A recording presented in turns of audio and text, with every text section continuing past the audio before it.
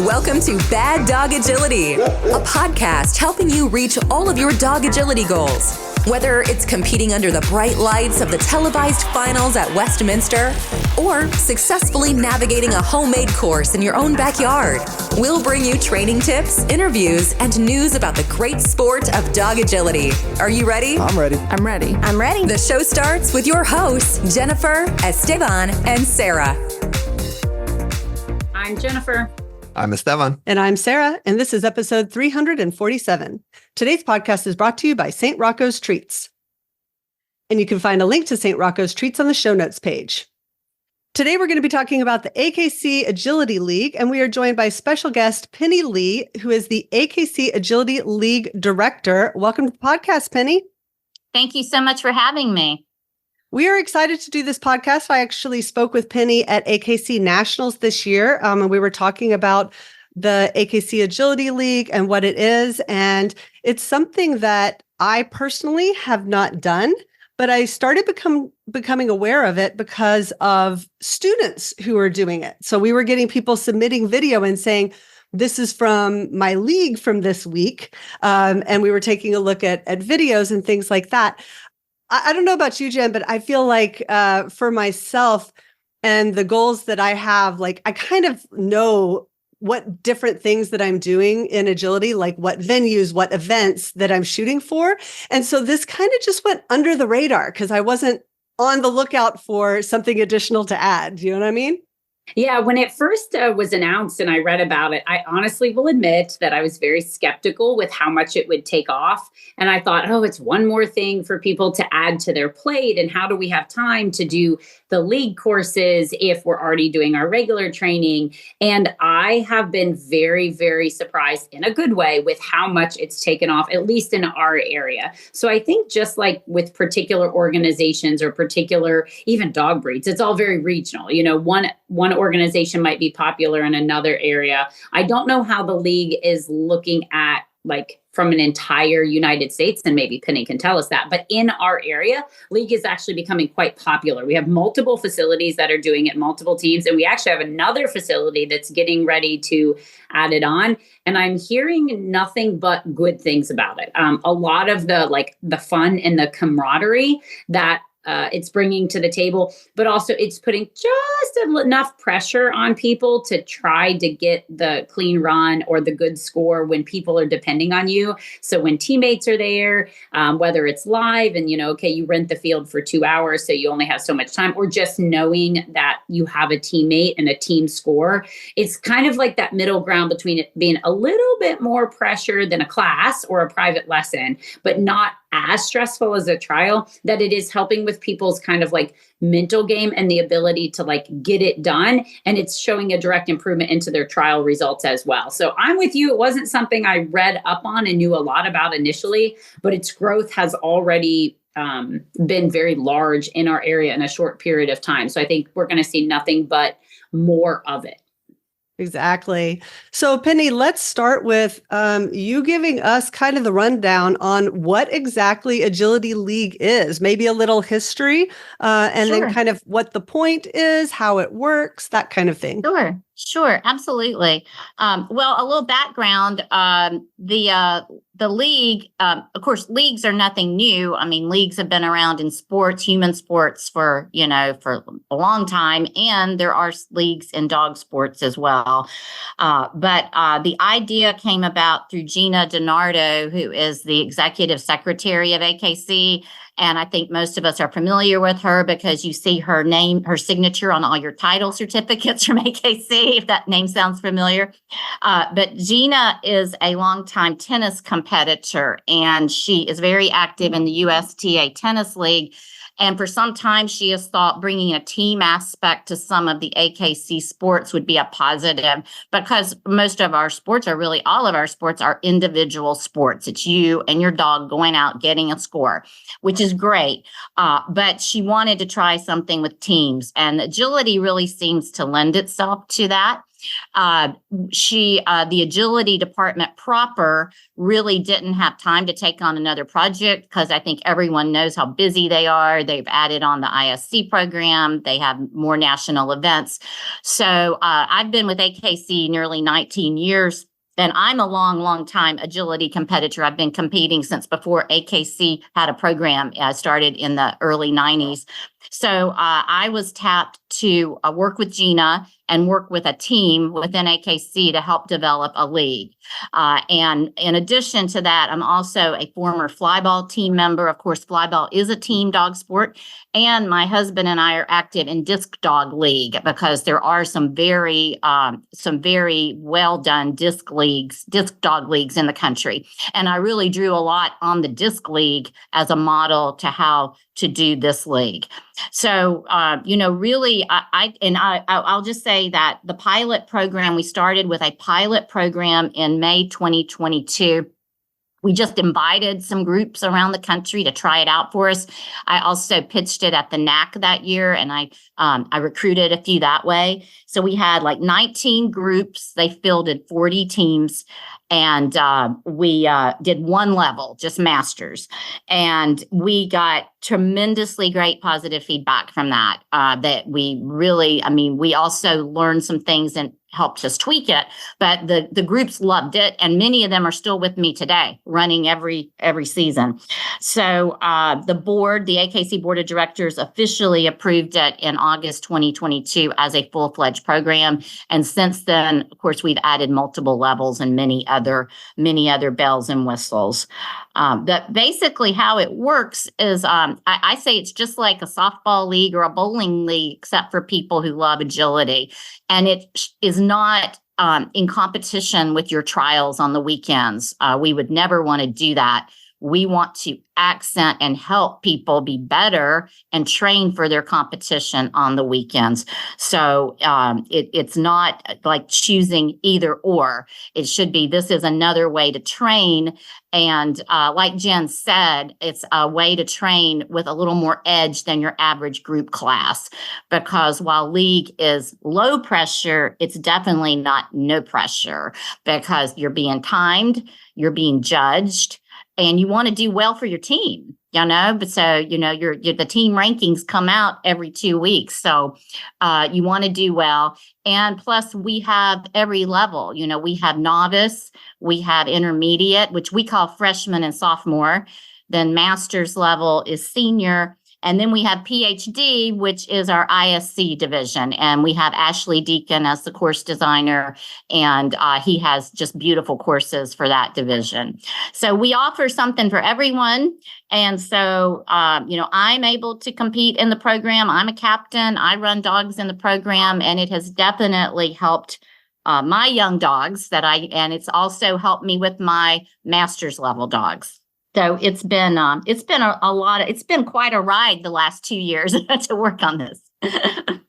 And so then I guess, how does it work from the perspective of somebody who wants to participate? So as a complete outsider, having just looked through the website, my rudimentary understanding of it is that you kind of get a couple of people together to form a team. You find a location that you can set up the course. You set up the course yourself and run it. And then I'm kind of unclear. What happens after that? Well, right. Well, you have a lot of the components, right? So so anyone can form a team. It can be a club, it can be a private training school, or it can just be an individual. And we have a lot of people who put for their facility, my backyard. So you can just be somebody with a backyard full of equipment. You invite some friends over and you guys have a league team. You choose which division you're going to run. And I might say we have 3 different field sizes. We have limited, that's for people. We have so many groups that don't have space for a really full-size course. So this enables them to do something a little more competitive with that smaller space. That's a minimum 50 by 70. It's called limited. And then we have regulation, which is minimum 70 by 100. And then we have extended, which is 100 by 100, and you have to have that to do the big ISC courses, obviously. But yeah, so you form a team, and you come up with your team name. You decide which division you're in. You enroll during our enrollment period. We have 3 seasons a year. Fall, which we are enrolling for right now through September 11th. That's the cutoff date for fall. And then we have winter, and then we have spring/summer. So we have 3 seasons a year. The season is 12 weeks. During that time, you run 6 courses. So we give you a 2-week window to run each course. So there's 6 rounds. And so round 1, on the Monday morning of round 1, the courses are released. They're emailed to the captains, and then we post them. And they have 2 weeks to run that course and report their scores. This is all on the honor system. There's no video. They and I feel like it's been outstandingly successful. We have had no doubts of anyone doing anything that wasn't above board. And so the captains report the scores through an online submission program that we have. And then at the end of each 2 weeks, the rankings come out. And we have rankings for individual dogs in every jump height in each division, as well as the teams. And so generally you run, if you're running like regulation or limited, you're generally getting 2 jumpers courses, 2 hybrid courses, and 2 standard courses each season. If for PhD, Ashley alternates agility and jumpers for the PhD, the ISC division. And then we just added on for fall, we have a new division that's just starting called elementary. And that is going to be for baby dogs. They still have to be at least 15 months old, but that will be no weaves or teeters. We had some feedback from our competitors who wanted this, particularly instructors who had students who wanted to be part of league, but they weren't quite ready for prime time. They're not quite weaving yet. So we created this. We've gotten great feedback on it. It'll be kind of like an ACT test, but an ACT test that runs for 6 rounds instead of just one day where you go do your ACT test and get your title. So, a major goal of this program is for the beginners and to give them confidence. And we hear from them that it does give them confidence to get them ring ready, so you're running in a little more comfortable environment with people, but it's runs more like a real trial and, just to get more people into the ring, into competition. That's one of the major goals of this program. I love it. That is so interesting. So one question that I had with the teams is, so one team, do they all have to be physically in the same place? Yes. Use the same field. They have to use the same field. Yes. That's a good question. Yes. This is not our goal. We do not want to see cross-country super teams created where they're just submitting video. We do. I mean, the whole point of this is also camaraderie and teamwork and coaching. So we really want everyone to be together. That's actually something that we hear a lot from people, that teams not only run agility together, they bring potluck. They go out afterwards to the bar. They do things together in other ways. And I just think it's really, really special. But with that said, we do make exceptions sometimes. Sometimes we have someone who has to be away. They have to miss this round. We will let them video and send it to their captain for scoring. They do have to be able to measure the course because course yardage is crucial. So they have to be able to measure that course and give the captain the course yardage.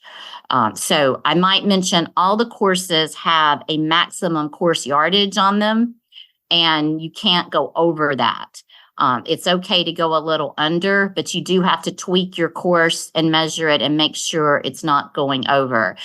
And the reason for that is during our pilot season, we did not have any rules like that. And we learned real quickly. It was crazy. We'd have people with 200 yards and we'd have people with like 130 yards. Some people just stretched it out as big as they could, and other people didn't have the space. And even though it is yards per second, basically, plus vaults, it was not working. So now the course designers, they put a maximum course yardage on it. And that's why if you are running at two different places, because like I said, occasionally we'll allow that as an exception if you have someone who has to be on vacation or they run someplace else or they're sick and they run at home, they have to measure and send it in. And their score will be based on their yardage. While the rest of the teammates their yardage might be a little different. And the team score, I might mention, is an average of all the members' scores. So every team member does contribute to the team score. You must have the smallest requirement for a team is 3 dogs and 2 handlers, but you can have up to 8 dogs on a team. So 3 to 8 dogs. 3 dogs is sometimes a little risky because 3 dogs is a definite requirement to qualify as a team. So if you have an injury or someone gets sick over the season, you're down to 2 dogs, you have a problem. So you can get a substitute, but we usually advise people to try to have at least 4, so you have a little buffer. But 3 is the minimum requirement.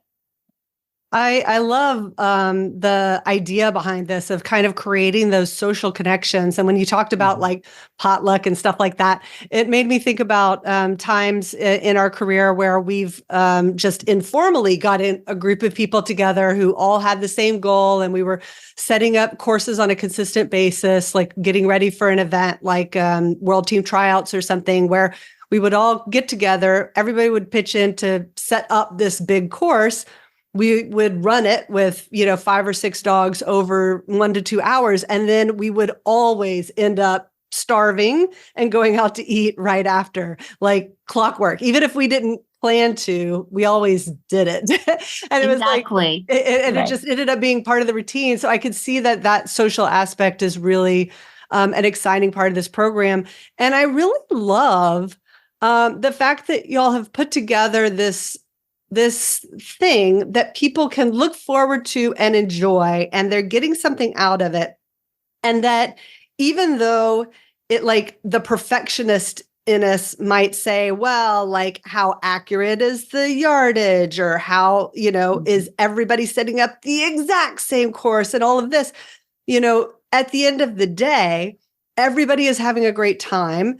Everybody is getting work and getting practice and getting better at the sport. And I love hearing how you just kind of put this together and it's on the honor system and do your best with your setup. And it's just functioning, as intended, with people really, really enjoying their time and their experience. So kudos to you guys. Well, thank you. It is, we have teams all over the country, including Alaska. Alaska is actually one of our biggest states because they don't have a lot of trials. So they love the league. We have teams in Hawaii, Puerto Rico, and really all over the country. And I'd say our hotbeds are Midwest, Southeast, and East. The West is a little more sparse, but we still have representation all over the country, and we're growing. But one reason we started our nationals, which we just had our nationals, some people may have seen the coverage on AKC TV, I heard some of the buzz. We had our second one just this past week, is because we feel like every year we should bring everyone together to be on the same playing field and meet each other, because, people do connect with these teams all over the country, but oftentimes it's just a name on the rankings, or you might, on our Facebook group, you might reply to somebody or comment. But the nationals, you get to, meet these teams that you've been running against all year and didn't know, maybe didn't know. And it's just, it was a great event. And we have a team shirt competition, and we have a crating area decoration contest. And I'm here to tell you that is about as competitive as the agility. People go crazy. The crating competition was amazing. I followed it online, and I looked at the photos, and I'm like, we don't even have setups this elaborate at our like breed national specialties, because I know that's a pretty big thing at like, Sheltie Nationals, Border Collie Nationals. People went all out. Like, if people did not check out those photos on the Facebook page, it was incredible, the detail that and how elaborate the various crating setups were. That was really fun to follow online. It is. People build stuff. I mean, they really love it, and the team shirts are super creative, and we require them all to wear their team shirts in the finals, and it looks really good, and it's just a real, it's a nationals, and people, it's got some really great agility, but it's got a different vibe. It's just a little lower key, a little more fun. And we have the novices there. I think that's something that's unique about our national, that we have the novice teams and the sophomore teams, which are open level. And, some of them run around because they have the TV cameras on them and stuff, but everyone cheers for them. Everybody goes over and cheers for them and makes these new handlers, new dogs feel great. And it's got a real positive vibe. And, we have world team members running. We have, we had some cream of the crop out there this past week, putting down some super agility. And then we have people who've never, ever been to, hardly been to a trial and come to this national event. So it's very, it's like I said, it's very heartwarming to me. And I love it. It was fun. Yeah. It was I love it. Fun. It's like the agility, like fun, lighthearted stuff that we didn't know we were missing, or that we've forgotten what it felt like or whatever. I love it. It sounds so fantastic. So one thing that I wanted to go back to and really highlight that you had mentioned was the deadline for the upcoming season, because that is just a week away as we're taping this. And it's one of the reasons that we wanted to have this podcast and kind of let people have a chance to jump on board, if not for this season, then maybe for the next season. So I wanted to highlight that date is September 11th. So, and I know this is all on the website, and I will put a link to all of this on the show notes page. But can you just kind of walk through the process for if somebody wants to actually join a team? Like, basically, you need a captain, you need teammates, you need a facility. Yes. Yes. Yes, you need a captain to head this up. The captain will enroll the team first. You do need a facility. And like I said, that doesn't have to be any place official. It can be someone's yard, but you do need all the equipment. You do need all three regulation, AKC contacts. You need, at least 3 tunnels. You need a number of jumps. So you need everything you would need to build a master's level course. And if you're doing PhD, it's helpful to have a wall jump as well. But you don't have to. We'll let you sub a panel jump for PhD.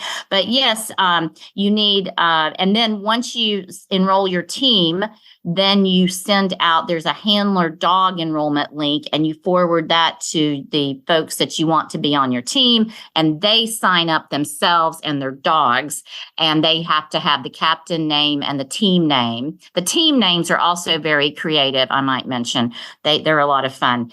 And then competition starts September 16th.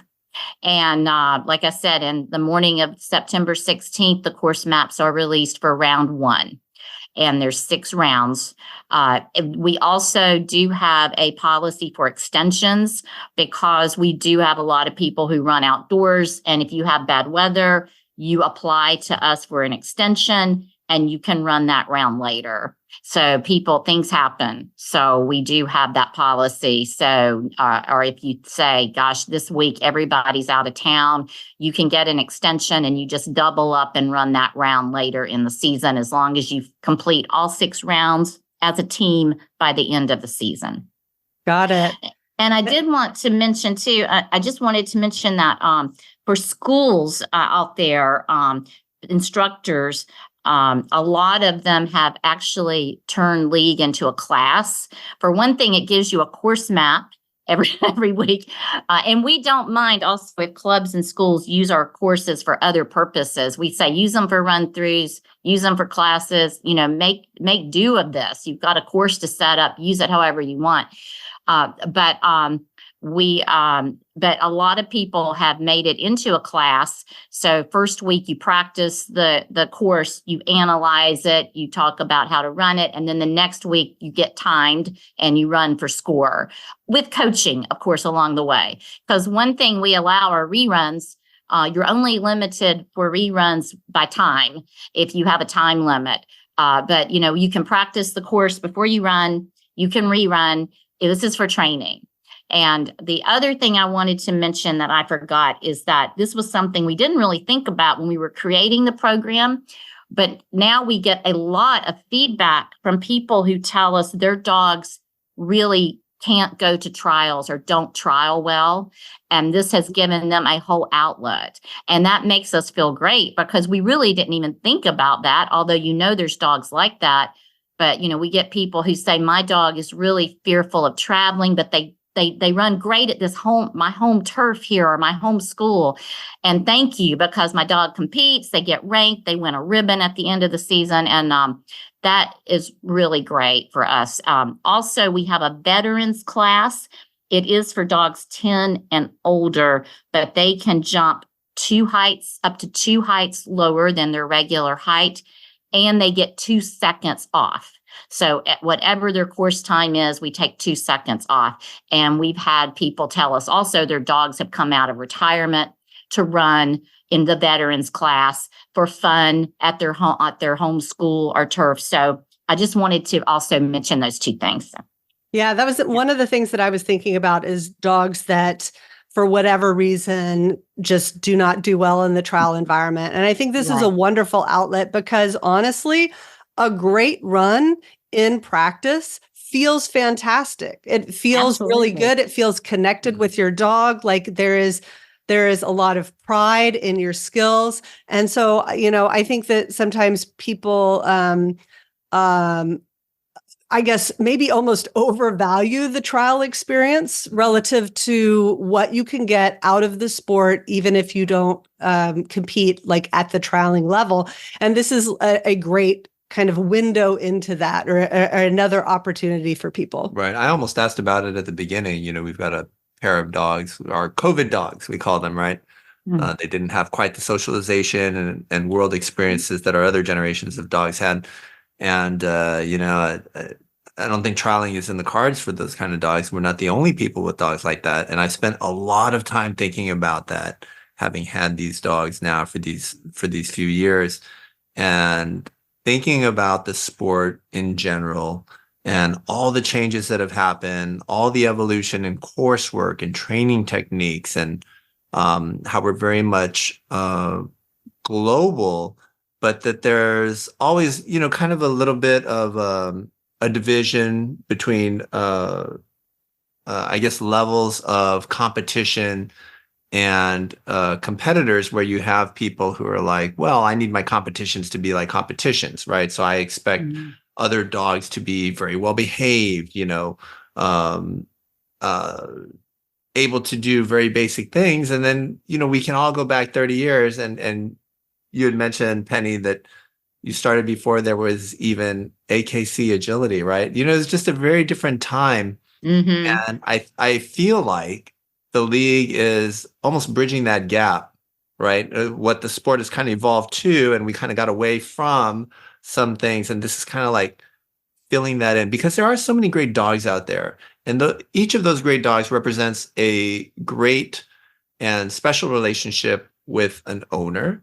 And just because they can't get out to a trial or be in certain environments doesn't mean that they can't enjoy the sport. That, as Sarah said, that you can still have that great thrill and rush of excitement. I think about it when you say league, and I love that the idea came up from a tennis player because I love playing basketball. When Sarah and I, we used to live in Austin at some point before we came to Houston. She was in a volleyball league with right? adults, right? It's something that you did, and it was social, and it was fun, and it was a little athletic. It was not incredibly cutthroat. It was a very positive experience. And I think when you think about the worst aspects of agility, right? This, I feel like, really balances that. It kind of counters that. And so I really like how it fits in. It almost feels like a piece that we've been missing as a community. And this is kind of doing that for us. Right. And I know it's a little tangential, but I just find it so interesting that we've kind of concurrently developed these two programs within the AKC, the ISC program and the Agility League, and really kind of just providing for everybody to enjoy the sport in the way that they most enjoy the sport, and not really putting restrictions and saying there's only one way, there's only one goal, there's only one ultimate agility. There's all different ways and levels of competition and levels of I guess almost seriousness, right? Levels of seriousness. Sure. And different people gravitate to different ones and enjoy different ones, and providing for that, I think, is really, really great. So one thing that I was curious about is who is designing these courses. I think you mentioned Ashley Deacon doing the PhD courses. So do you have like a set number of judges that are putting together the courses for each season? Yes, we right now we have three judges that are on contract with AKC, and as you mentioned, Ashley does the ISC style courses, which a lot of people have really loved because it's great prep work. But we have Debbie Wheeler of California. She does our regulation courses. That's the regulation size would be what you find on any given weekend at an AKC trial. She does our senior, sophomore, and freshman, and now elementary for that field size. And then our limited designer is Rhonda Bermke of Wisconsin. And she is also an AKC judge. And that is what we say, it's shorter courses for smaller spaces, our limited division. And that is as well has the senior, sophomore, freshman, and now this season, the elementary. And also, I really need to say that we have the great help of Scott Stock, who is an AKC Agility field rep. He is our course reviewer. So I do want everyone to know that all the courses are reviewed. We have somebody looking at them, with safety in mind. If he sees anything, they go through a review process before we release them to our competitors in the league. And then in terms of judging the actual performance, is essentially, do we assume that each team has somebody knowledgeable enough to kind of judge what's a refusal and what's not and things like that? Well, we hope so. We ask that you have someone at a master's level to be the judge. Of course, if you have a judge or an act evaluator in your midst, they are already qualified. But that is what we hope that you have. But some teams have applied for exceptions because they really wanted to be part of league and they didn't have a master's level person. If they have equivalent in another venue, we are likely to approve them. And if not, we will help give a little coaching and help along the way. So we want everybody to be able to participate. We don't want to turn anyone away. So if you don't, you contact us, we'll work with you. We'll try to help you get a judge developed or find one. Right. I've had a lot of people say they learned a lot. They've learned a lot about course building and measuring courses. Some people said, I've never measured a course. I've learned how to measure a course, which we have a video online that they can watch that was put together by a judge for us. And so we've had people who said they've learned a lot of other aspects that they never really thought about before because they had to do it for their league team. Right. Yeah, I think that's super important for people to have those kind of. Is that link available for course building available to the general public? If you give us that link, then we can add it to the show notes. It's for measuring. It's not for course building. For measuring. But it's measuring. Yes, I will. Yes, it's on our league webpage. Okay. And it was done by Dee Lullock, who is in Chicago. She is an AKC judge, but also a league captain. And she did it specific for what we how we ask them to measure in league, which we ask them to measure one time for the path of a 20-inch dog. And then we add on the height handicaps depending on the height of the dog. So they measure one time. And, but yes, it's on our webpage, and I'm happy to send you the link. Perfect. And then Jen, I just wanted to, as we wrap up, I know that Bea competed in the nationals because people had mentioned seeing her on TV, but you were not the handler. So tell us a little bit about Bea's league experience.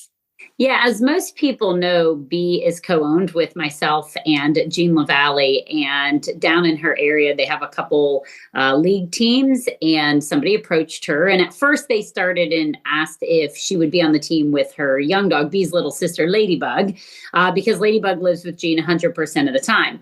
And there was a little bit of like, well, it'd be nice to have Bea, her experience, her mileage, but she does travel back and forth between Ohio and Tennessee so that I can do the training to get her ready for some of the bigger events and the ISC courses. And we basically, at the beginning of the league, sat down and kind of looked at the calendar, and we're like, we think we can make this work. It was something that we don't have at my facility currently, but Jean wanted to do, and she didn't think it would, we discussed it, we didn't think it would interfere with her training. So we made it work. And it started, Jean kind of fell into exactly everything, Penny, that you're describing. It started as like, okay, I'll run some courses. It'll be good mileage and training, especially for Ladybug.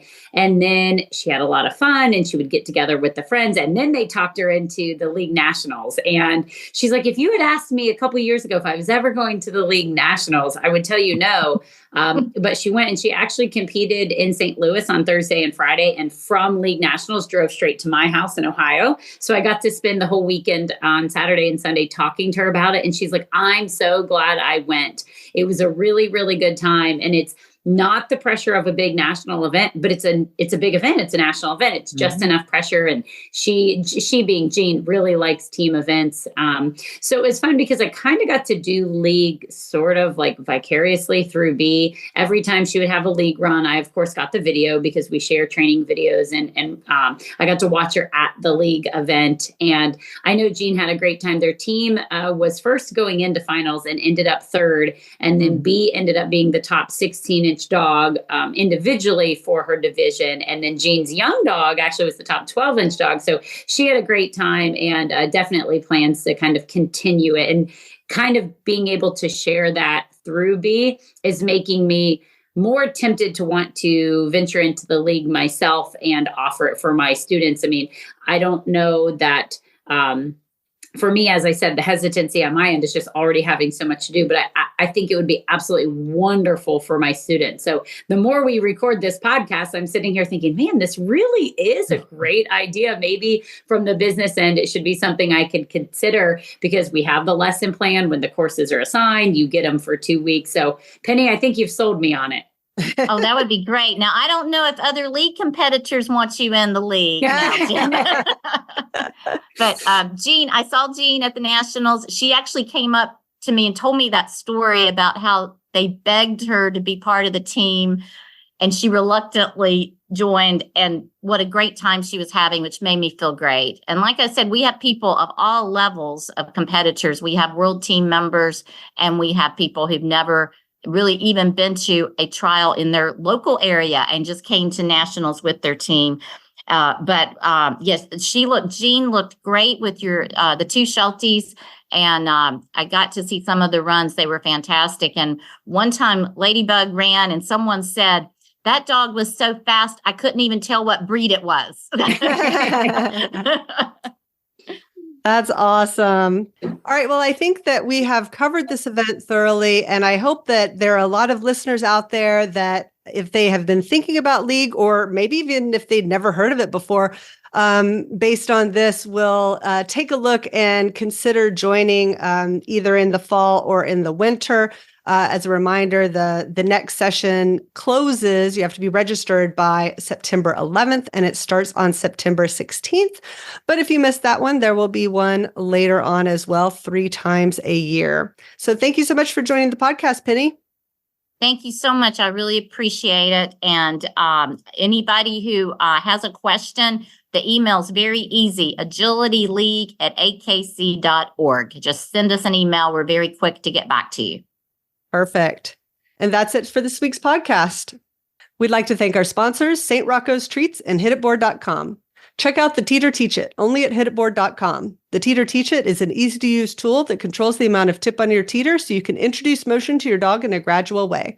Go to hititboard.com for the new Teeter Teach It and other training tools and toys. Use discount code BDA10 to get 10% off your order. That's hititboard.com. Happy training! Thank you for listening to Bad Dog Agility. We hope you enjoyed today's episode. For more information, updates, and links to all our socials, just check out our website, www.baddogagility.com. If you haven't already signed up for our email subscription, we would love to have you join the BDA community. Until next time, take care.